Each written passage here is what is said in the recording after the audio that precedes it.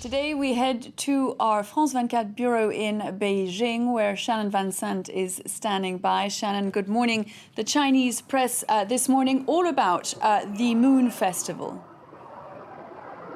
That's right. It's a bit of a quiet day today in terms of news because of the Moon Festival here in China. It's a two-day holiday, and it is leading some of the headlines here. It's a nice fall holiday. And also leading the news today is it's the anniversary of the Japanese invasion of China. So that's making the headlines here in the Beijing news. Today, a museum in Beijing, which is called the Museum of the War of the Chinese People's Resistance Against Japanese Aggression, unveiled 400 documents, which they say prove that the Japanese forced Chinese to work in labor camps during the war. The museum says it's going to sue the Japanese government and that these documents will help in that lawsuit and get reparation for the victims. Of course, China has tried to get some sort of compensation for victims of the war for some time, but has failed to do so. So that's making the headlines today here, and a lot of anti-Japanese sentiment here in China. Tensions between the two countries remain very high, and partly over territorial disputes over a chain of islands off the coast of China called the Diaoyu in Chinese and the Senkaku in Japan.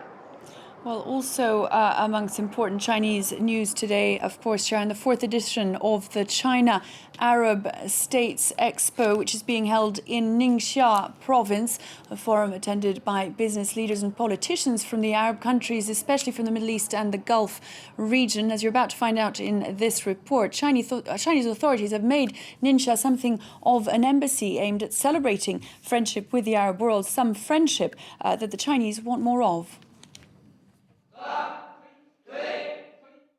At this school in Yinchuan, Ningxia's capital, teaching methods are typical of China. Students learn through rote memorization.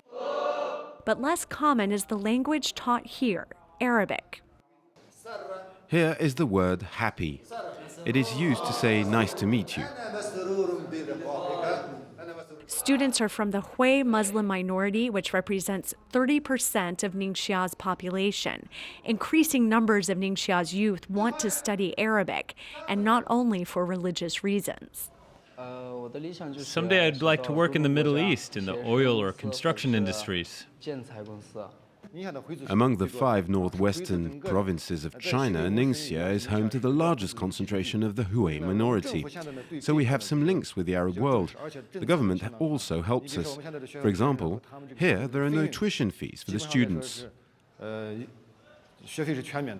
China wants to showcase Ningxia as a crossroads in its relations with the Arab world.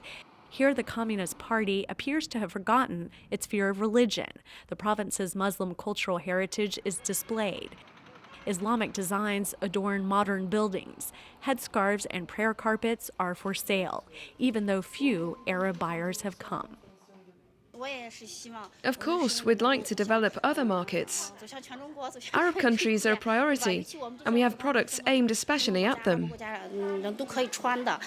And there is, of course, the China-Arab Expo, an annual event where businessmen meet Arab politicians such as King Abdullah of Jordan.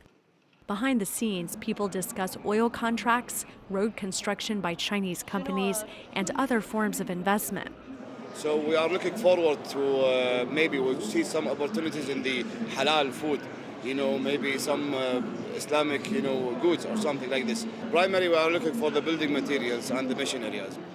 Businessmen like Tuo Yun have raised Yinxian's ambitions even further. The property developer is building a huge 17-square-kilometer construction project called the World Muslim City. Over here we have our future flagship resort, where businessmen can spend their holidays, relax for a few days. And there you can see a medical center specially built for golf players. In 2017, luxury residences will border Islamic cultural centers. Tuo Yun wants Arab business travelers to become tourists in Ningxia. After much research, it has been found that China will be the main destination in Asia for Arab tourists. They know our country is harmonious and stable, perfect for a holiday. Our main target customers are Arab, but we don't forget people from China and other countries. Like Ningxia's goal of appealing to the Arab world, Tuo's dreams are not a sure bet. So far, Arab tourists prefer Malaysian beaches to Ningxia's arid land. Well, Shannon Van Sant, very briefly, we saw in your report there once again this extraordinary pragmatism on the part of China and its authorities towards, in this case, the Arab world. That's right. Trade between the Arab world and China is soaring. Partly that has to do with China's willingness to invest in hostile environments. They've taken advantage of anti-American sentiment in Iraq and even Afghanistan. Oil fields are being built by the Chinese in Iraq. I've heard of a copper mine in Afghanistan. So that's just the beginning of the investment between China there. They're investing in the Arab world and the manufacturing sector, also other forms of imports and exports, and most importantly, oil. So they're building the relationships throughout the Arab world and also keeping their ties very strong with some countries that haven't really been affected by the Arab Spring, such as Saudi Arabia and Iran. And they're also building ties with Abu Dhabi. They've signed a plan to conduct oil drilling in Abu Dhabi, as well as conduct exchanges and increase trade with Qatar. So China's presence and trade with the Arab world is only set to increase over the next few years. Shannon Van Sant joining us there this morning from Beijing. Thank you very much indeed. That was Asia Live. Thanks for joining us. Stuart Norville will be back in a couple of minutes with more news, including that firefight on the outskirts of Cairo, of course. We'll be getting the very latest from him in just a couple of minutes' time. To stay with us.